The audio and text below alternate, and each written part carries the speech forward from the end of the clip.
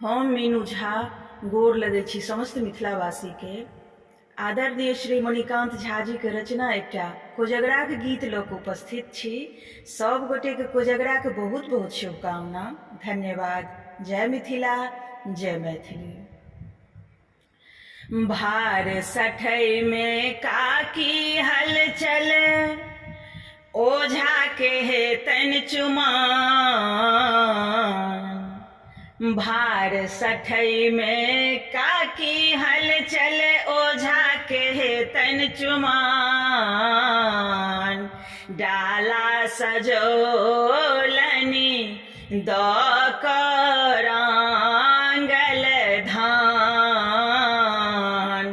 डाला सजोलनि दऽ कऽ रांगल धान। खजूर पिरुकिया गुजिया आ गाजा बनलै, बड़का मुंगबा ओ केहुनिया खाजा सजलै। खजूर पिरुकिया गुजिया आ गाजा बनलै, बड़का मुंगबा ओ केहुनिया खाजा सजलै।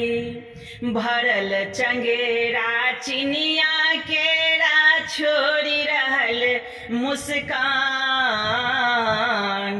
डाला सजोलनि दऽ कऽ रांगल धान।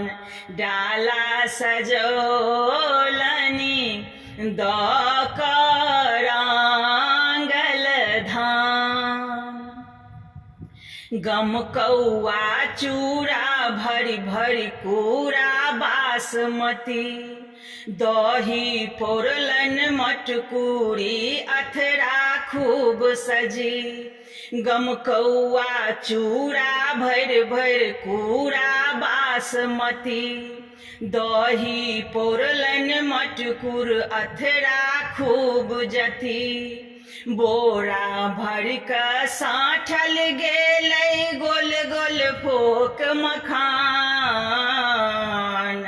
डाला सजोलनि दऽ कऽ रांगल धान। डाला सजोलनि दऽ कऽ रांगल धान।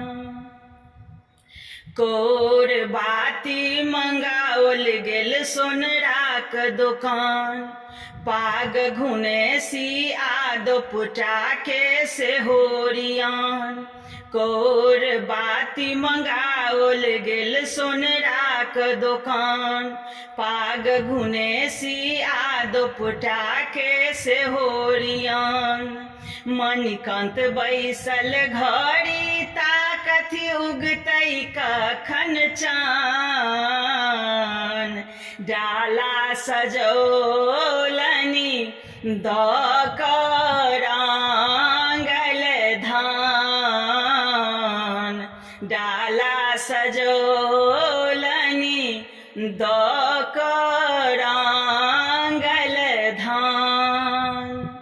भार सठै में काकी हलचल, ओझा के हेतनि चुमान। डाला सजोलनि दऽ कऽ रांगल धान। डाला सजो